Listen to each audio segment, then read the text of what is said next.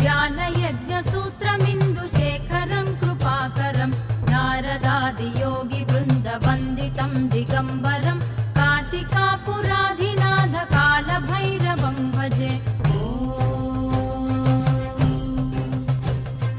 भानुकोटिभास्वरं भवाब्धितारकं परं नीलकण्ठमीप्सितार्थदायकं त्रिलोचनं कालकालमम्बुजाक्षमक्षशूलमक्षरं काशिकापुराधिनाथ कालभैरवं भजे।